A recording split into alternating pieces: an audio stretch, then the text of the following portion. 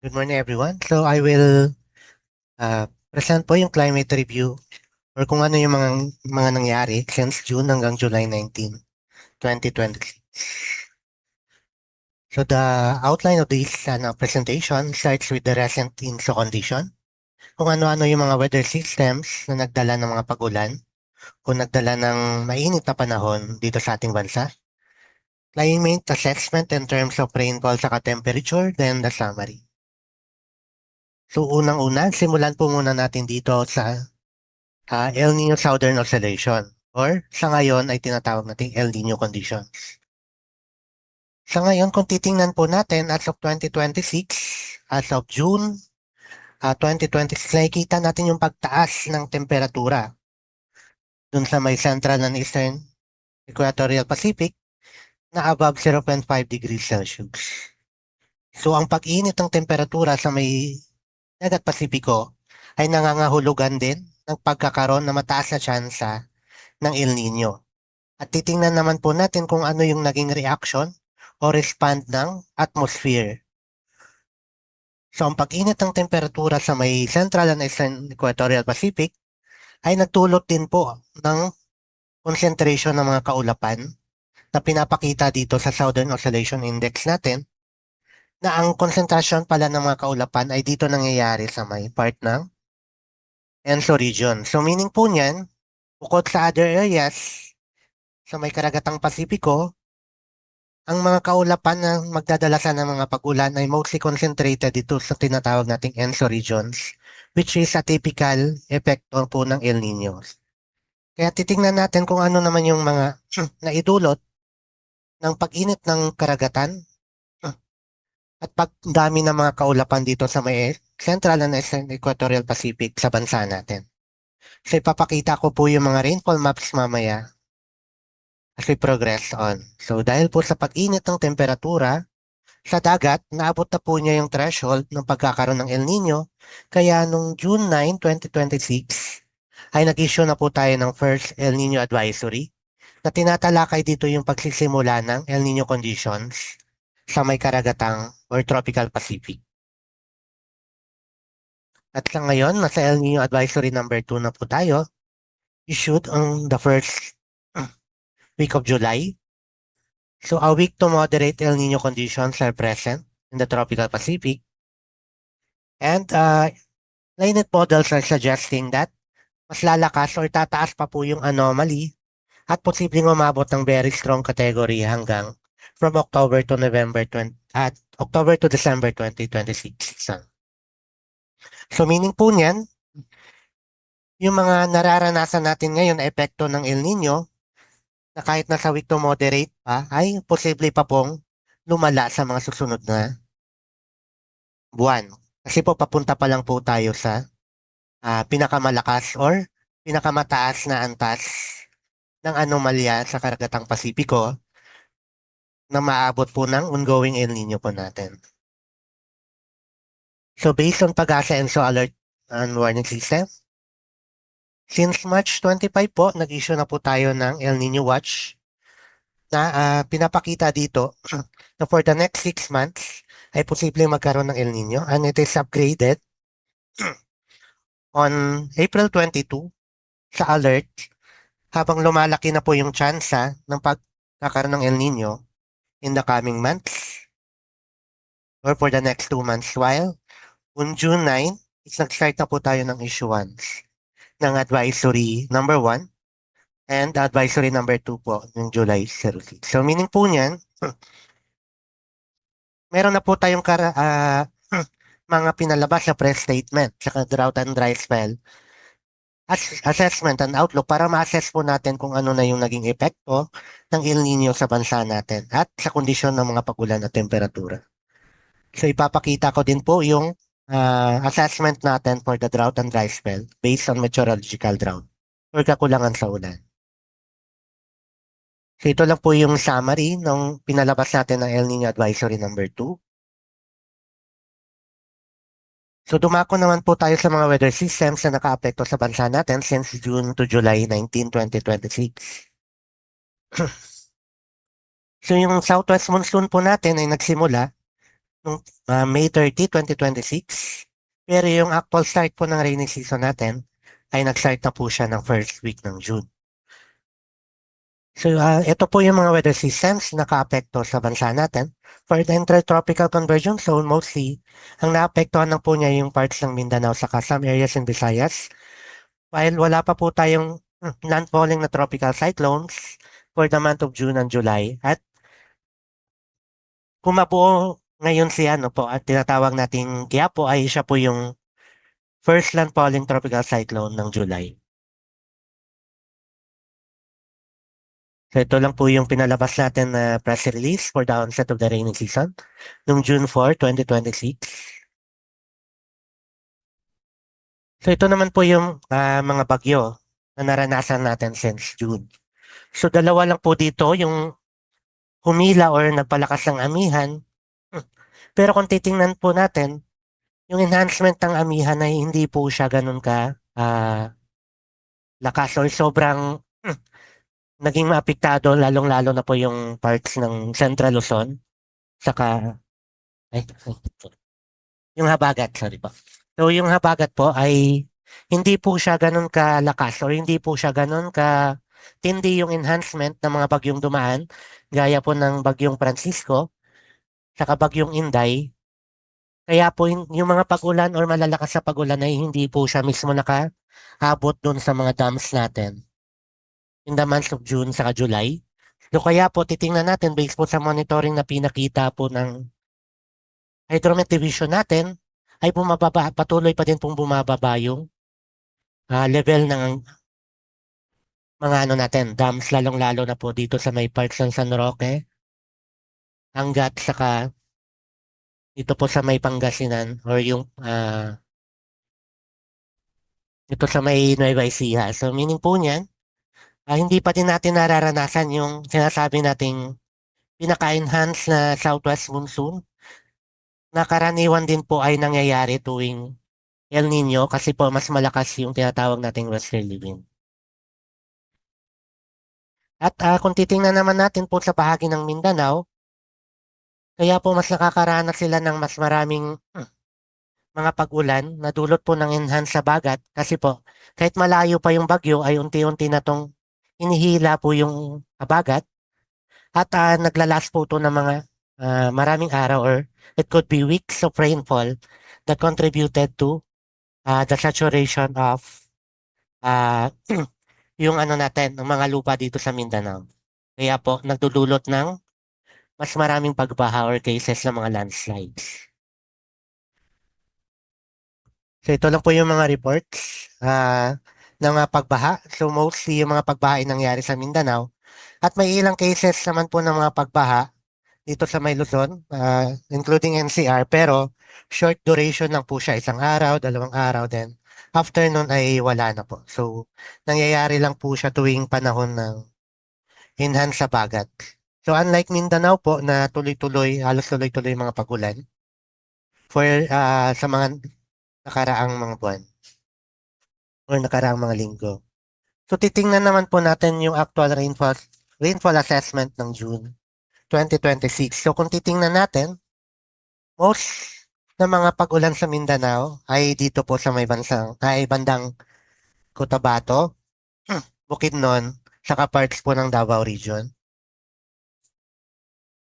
While may mga pag-ulan naman din po dito sa may bandang parts po ng Western Visayas saka Western Luzon, pero hindi siya ganun ka-extensive. And mostly yung mga pagulan na to ay andito lang po mostly sa mga coastal areas or coastal provinces at hindi po siya pumapasok inward. So meaning po niyan, yung mga pagulan ay hindi siya masyadong nakakontribute sa mga dams natin, especially dito sa areas ng Pangasinan, Nueva Ecija, saka dito sa Bulacan. While for July 1 to 19, kung titingnan natin, kahit na-enhance po yung habagat during the passage of Super Typhoon Inday na pumasok ng PAR, ay hindi po siya ganun ka rain effective.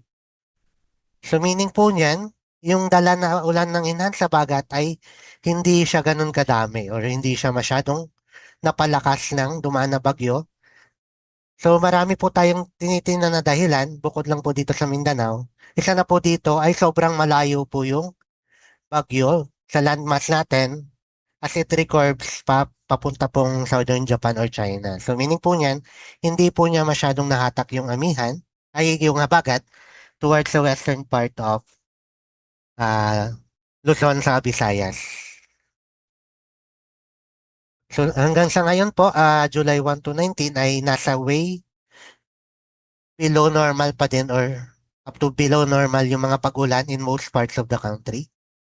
Pero inaasahan po natin na ang pagdaan po ni yung magiging bagyong Yapo ay magdudulot din po ng mga pag-ulan dito sa may western part ng Mindanao, western part po ng Visayas, saka dito sa northern part ng Luzon. So, hindi po natin inaasahan na mapapalakas niya yung habagat pero hahatak pa din po siya ng habagat towards the western parts of the country.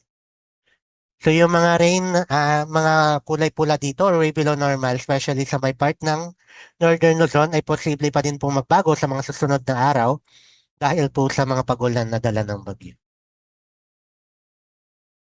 So mas marami pa din po tayo mga areas na nakaranas ng below to way below normal rainfall for July. Pero may 10 days pa po tayo para makita natin kung ano talaga yung pinaka-final assessment for July natin. So dahil po sa kakulangan ng ulan, lalong-lalo na po sa may parts ng Luzon or most parts ng Luzon, saka some areas of Visayas ay nagkaroon na po na or nakaranas na po ng from dry spell to drought category. Kasi since May or June ay nararanasan na po yung mga below normal rainfall. Especially sa mga areas dito sa Central Luzon, Cagayan Valley region, sa ah, ilang areas ng Calabarzon saka Bicol region. Din dito po sa Negros Island and Central Visayas. Then may parts din po ng South, dito sa may Samar provinces. So meaning po niyan, ang mga lugar na to ay nakaranas na po ng mga kakulangan sa ulan ah, since May or June at nagpapatuloy pa din po yung epekto nito hanggang ngayong June. So up to July 19, ang mga areas na to, so mas marami na pong areas na nakaranas ng drought dahil po sa kakulangan ng ulan, lalong-lalo na po sa may parts ng Central Luzon. So nagpapatuloy pa din po yung mga kakulangan sa ulan, lalong-lalo na po dito sa Cagayan Valley region, Central Luzon, Bicol region, at sa may Visayas. At may mga areas na din po ng Mindanao na nakakaranas na din po ng dry condition or nagkaroon na po sila ng mga 1 hanggang sa 2 buwan na nagkukulang ng ulan. Pero dito po sa mga parts ng Southern Mindanao na nakakaranas po ng mga pag-ulan or malalakas sa pag-ulan hanggang sa ngayon ay wala pa din po tayo nakikitang epekto ng kakulangan sa ulan. So ito lang po yung mga areas na mas apektado po ng mga ulan na dulot po ng habagat. Well, sa temperature assessment naman po, dahil po sa pagkukulang ng ulan, or mas marami po tayong araw na tuyo, in the month of June, marami din pong mga areas na mas nakakaranas na mas mainit na temperatura, lalo na po sa areas ng Luzon, Visayas, saka Northern Mindanao. So pinakamataas na temperatura ay natala noong June 12 sa may Tugigaraw. So nakikita natin yung maroon na kulay dito sa stasyon ng Pag-asa sa may Tugigaraw. While for Metro Manila, ang pinakamataas naman ay nasa 36.7 na naranasan noong June 17. So pinakamalamig pa din po ay nararanasan natin dito sa may Benguet. So it could be Baguio City or La Trinidad Benguet. While for Science Garden naman, yung pinakamalamig ay naranasan at around 24.5 degrees. So for June, wala po tayong na-surpass na extreme record in terms of Tmax sa Timin na temperature. While for the assessment of temperature in July, so ganun pa din po ang patuloy na below normal rainfall conditions ay ano pa din po, nakakontribute pa din po siya sa mainit na panahon na nararanasan in most areas sa bansa natin, especially dito sa may parts ng Luzon. At generally, yung pinakamataas na temperatura ay naranasan pa din dito sa may Tugigaraw. At pinakamalamig ay dito sa may Baguio City at 16.4. While for Metro Manila naman, pinakamainit ay 35.7 degrees Celsius sa NAIA at pinakamalamig naman sa Science Garden. At meron po tayo na surpass sa extreme record na dito po sa may Clark, Pampanga, dito sa may area ng Pampanga, na ano po, from 36.1 ay naranasan yung 36.2 noong July 5, 2026. Dahil po sa nararanasang patuloy na mainit na temperatura in the month of July. Then, sa summary po, so weak to moderate El Nino conditions are present in the tropical Pacific. So it will further intensify towards the last quarter of this year. Then rainfall conditions, patuloy pa din pong nararanasan yung below to way below normal in most parts of Luzon, most areas ng Visayas and northern parts of Mindanao, while near to above normal rainfall naman po yung nararanasan dito sa may part ng Soc-Sargent saka Davao Region and including yung some areas in Central Mindanao. So kaya ina-advise po ng pag-asa na dahil sa ang dulot ng sunod-sunod ng mga pag-ulan lalong-lalo na po sa mga areas sa Mindanao ay posible din pong mas tumaas yung chance ng mga landslide sa mga areas na to dahil saturated na po yung lupa. So manatili pong nakaantabay sa mga updates po lalong-lalo na po sa mga weather systems na magdudulot ng mga pag-ulan lalong-lalo na po sa mga lugar sa Mindanao na apektado ng mga pagbaha. Maraming salamat. Yeah, thank you so much, Sir Juni, for giving us the climate review. So let's proceed na po sa next presentation, which is the subseasonal to seasonal forecast to be given by Ms. Crystal and Valerie V. Padilla, weather specialist from the Climate Monitoring and Prediction section. Ms. Val? Yes, magandang umaga po. Thank you for that introduction, Sir Jerem. And once again, magandang umaga po sa ating mga manonood, sa mga sumama sa atin today sa ating 198 Climate Forum. So I hope naririnig po ako ng malinaw. Ano? So pa-audio check lang po. Very quick, Sir Jerem. Malinaw po ba? Yes po, Yes, clear okay, naman. thank you. Okay, thank you po. So, ayun. So, going back, I will be presenting the subseasonal to seasonal forecast for today. So, this one po ay magko-cover nung ating 2 weeks na forecast from July 21 to August 4, 2026. Yeah, so our discussion po will follow this outline. Of course, we'll give a very brief explanation lang kung ano ba yung ating subseasonal to seasonal forecasting at yung ating sources of predictability, specifically yung tinatawag nating Madden-Julian oscillation. And then next, we will give our climate or S2S forecast, which covers yung ating disease threat potential and yung ating rainfall exceedance probability, and of course, a summary. So, bigyan lang natin ng very quick na description itong ating subseasonal forecast for the sake ng mga kasamahan natin na ngayon lamang narinig itong ating klase ng forecast na ito, and yung mga hindi madalas po nakaka-attend ng ating climate forum para konting refresher na din. So, yung subseasonal to seasonal forecast po, palagi natin sinasabi na iyan yung nagbi-bridge ng gap between ng ating weather prediction at yung ating seasonal forecast. So, bakit po natin yan nasabi? Kasi yung weather prediction po, kagaya ng pinakita kanina ni Miss Lori din, hanggang ang pinakamahaba na po na forecast na naibibigay niya ay umaabot ng hanggang 5 days. Samantalang yung seasonal prediction naman po, ang pinakamaiksi na kaya niyang ibigay is 1 month. So, paano na po yung natitirang araw? Ano? So, dun po papasok si subseasonal to seasonal forecast. So, sa case po ng Pag-asa, nagbibigay po tayo up to 2 weeks na forecast. Yeah, so particularly, ang goal po naman nitong ating subseasonal to seasonal forecast, useful siya para sa monitoring ng ating mga high impact na weather events, kagaya na lamang ng pagkakaroon ng heavy rainfall at yung tropical cyclone o yung pagkabuo ng ating mga bagyo.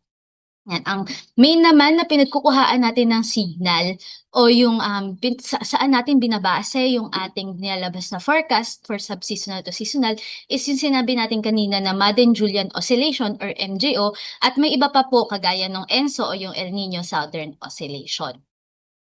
Yan. So nito pong mga nakaraang araw, ang ating pong MJO, so what you can see here is yung ating monitoring ng MJO. Ito po yung sa may kaliwa, yan po yung tinatawag natin RMM index. So, diyan po kapag yung mga linya na yung mga dots na nakikita nyo ay pumapasok doon sa loob ng bilog, ibig sabihin po naging mahina o mahina yung ating MJO, samantalang pag nasa labas naman, yun po ay mas malakas. So, yung MJO po natin, nagtatraverse po yan or ang paggalaw niya ay eastward or pasilangan.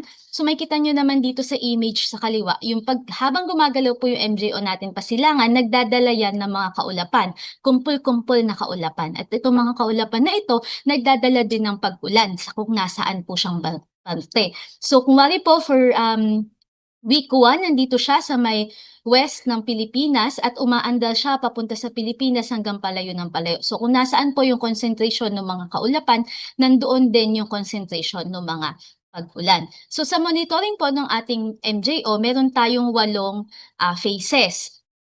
Kapag po yung phase natin o yung ating monitoring ay pumunta sa maritime continent between phase 4 to phase 6, yan, tayo po sa Pilipinas ay naaapektuhan, directly naaapektuhan ng ating MJO. So ayun nga, going back po, nitong mga nakaraang buwan, so makikita po natin yung blue lines po dito ay yung ating observation ng MJO nitong June, samantalang yung red lines naman, iyon po yung ating observation nitong July. So makikita po natin na nung nag-start nung pagpasok po ng June, yung ating MJO ay nasa Western Hemisphere over phase 8 at napunta ng phase 1. Pero humina po siya, pero patuloy siyang nag-traverse po papunta sa maritime continent, lumakas siya ulit ng bahagya at lumabas sa phase 5 at phase 6 over Western Pacific.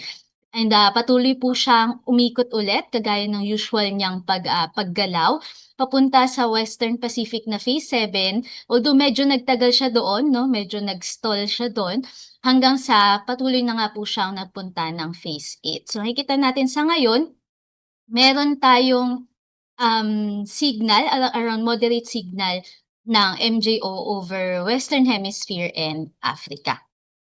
Ayan. So makikita naman po natin dito yung mga susunod na magiging galaw nitong ating MJO.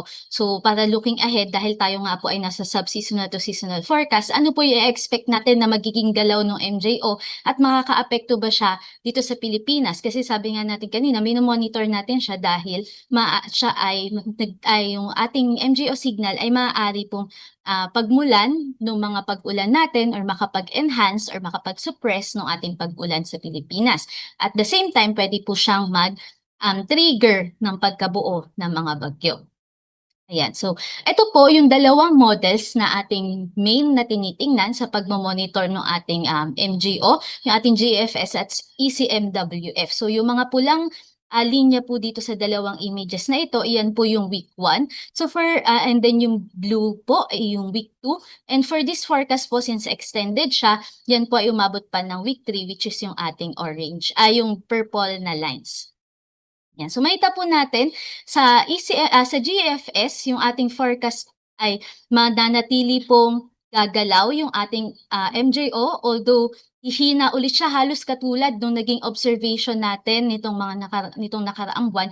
Hihina po siya bago matapos yung buwan ng July, and lalakas pagdating ng first week, second week ng August at lalabas na sa may Western Pacific. At pagdating naman sa ECMWF, halos ganun din po yung naging forecast, although naging mas malawak po, mas malawak yung mga forecast nung ECMWF kumpara kay GFS. Pero technically, yung ating GFS at ECMWF, yung dalawang models natin na tinitingnan, ay nagpapakita na hihina yung ating MJO sa mga susunod na linggo. At magtatraverse yan sa ating tropical Pacific at lalabas sa may bandang Western Pacific. Although may konting confidence po yung ating GFS kumpara kay ECMWF. Ayan. Once again, parehas naman po silang nagpapakita ng paggalaw ng ating MJO at paglabas sa may Western Pacific. Yan. So, going to the forecast, ito na po yung ating pinaka-subseasonal to seasonal climate forecast for July 21 to August 4. Once again, included po dito yung TC threat potential natin at yung ating rainfall exceedance probability forecast. As for the TC threat potential, dito po pinapakita natin kung nasaan or kung meron bang tsansa ng pagkabuo ng isang bagyo sa ating sa ating Philippine Area of Responsibility or yung ating Pag-asa Monitoring Domain. Yan. So sa Pag-asa Monitoring Domain po, meron tayong mga levels na tinitingnan dyan. So makikita natin ngayong week 1, July 22 to July 28, nandito na po yung binanggit kanina ni Ms. Lori din na ang pagkakaroon or pag-develop ng bagyong si Quiapo or yung ating LPA ngayon at maaaring ma-develop into bagyong Quiapo na currently present sa ating Philippine Sea at nandyan na nga sa Philippine Area of Responsibility. So malaki na po, moderate to high, ang tsansa na mabuo itong bagyo na ito. At ito po ay nakikita natin na mag-move north towards Northern Luzon to extreme Northern Luzon area. At so sa ngayon nakikita natin na pwede po itong mag-landfall. Sabay po niyan, meron pa tayong isang nakikita na bagyo sa labas pa po ng Philippine Area of Responsibility over sa TCID o yung ating Tropical Cyclone Information Domain. So maaari po iyang mabuo, although sa ngayon po ay low probability pa po siya ng development. Yan. Pagdating naman po ng week 2, kita natin na yung TCLV1 na si bagyong Quiapo nga po, kapag siya na ay totally na buo into, na develop into tropical depression or bagyo, maaari na po sa week 2 ay mag-exit na siya sa ating Philippine Area of Responsibility at mag-move na po papunta sa may Hainan Vietnam area. So, by week 2, yung ating pong second na TCLV, nananatili pa po siya sa low probability ng pagiging bagyo. Yan. Pero kung yan po ay still lalapit sa Philippine Area of Responsibility. So sa ngayon po, highly likely pa yung ating TCLV. So nakataas po yung ating TC threat potential into highly likely over week 1. Samantalang less likely pa siya for week 2. Ayan. So kung yung mga bagyo po na nabanggit natin kanina ay mabuo ngayong July, meron po tayong dalawang klase ng tinitingnan na scenario. Una po dyan is yung magiging hindi siya landfalling. Kapag hindi po landfalling yung ating bagyo, makikita nyo ito pong linya na ito sa itaas at itong pangalawang linya, yan halos hindi po sila nagla-landfall. So magre-recurve lang yan towards sa northern part ng Philippine Area of Responsibility, maaaring magpunta sa Japan or sa Taiwan. Samantalang pag yung bagyo po natin ay nabuo sa mas mababang area, malapit sa may halos west-east ng Visayas, maaari po yan, may laki yung chance na mag-landfall siya at mag-crossover sa Luzon at Eastern Visayas moving towards China or Vietnam. Pagdating naman po ng August, kapag may bagyo po tayong nabuo sa buwan ng August, ito naman po yung maaaring maging tracks ng mga bagyong yun. So meron din, once again, na dalawang common tracks, pero meron pong landfalling at non-landfalling. If non-landfalling po yung ating bagyo, once again, magre-recurve lang yan towards Japan or Taiwan. Samantalang pag landfalling naman po yan, kanina nakita natin hanggang Eastern Visayas po, no? Pero sa ngayon, ang ating sa climatological, mas malaki po ang chance na mag-landfall siya over Luzon bago mag-move towards China or Vietnam. As for the rainfall exceedance probability forecast po natin for July 22 to 28, which is yung ating week 1 ng ating forecast, nakikita natin high to very high probability po yung tsansa na maging mas mataas pa sa 50 millimeters na pag-ulan ang matanggap natin during this week. Samantalang moderate to high naman sa may central and eastern Visayas at northeastern portion ng Mindanao. Still, that is high probability for 50 millimeters. Pagdating naman po ng 100 millimeters sa mas mataas natin na threshold, ngayon po ay moderate to high na siya. Moderate to high na lang sa over most ng Luzon, sa may Antique at sa may Soc-Sargent. Samantalang low to moderate na siya over the rest of the country. For higher threshold pa po na 150 millimeters for week 1, moderate to high na po over Western Luzon.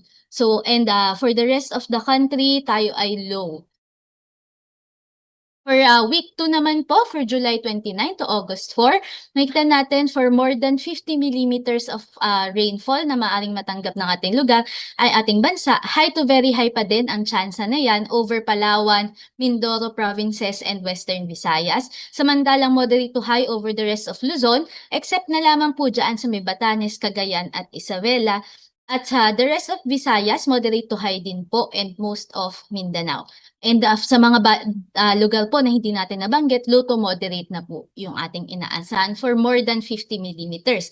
Pero pag tinaas pa po natin yung probability or yung ating threshold, for more than 100 millimeters for week 2, low to moderate po yung ating inaasahan na mas mataas pa sa 100 millimeters yung ating pag-ulan over Luzon, samantalang low na siya for the rest of the country. And then for more than 150 millimeters, still low to moderate over Western Luzon na po. Yan, medyo mas specific na Western Luzon, and low over the rest of the country. With that, ito po yung ating summary ng ating sub-seasonal to seasonal outlook. Still nakakita tayo ng hihina na signal ng MJO over the Western Hemisphere and Africa, and nakikita natin na mananatili siya sa loob ng ating unit circle na mahina over the next 2 weeks, at sa third week na po siya maaaring lumabas sa may Western Pacific over phase 6. At currently, tayo nga po ay naglabas, sabi na ni Sir Juni kanina, ay naglabas tayo ng ENSO Advisory number 2 na tayo ay currently may on El Nino.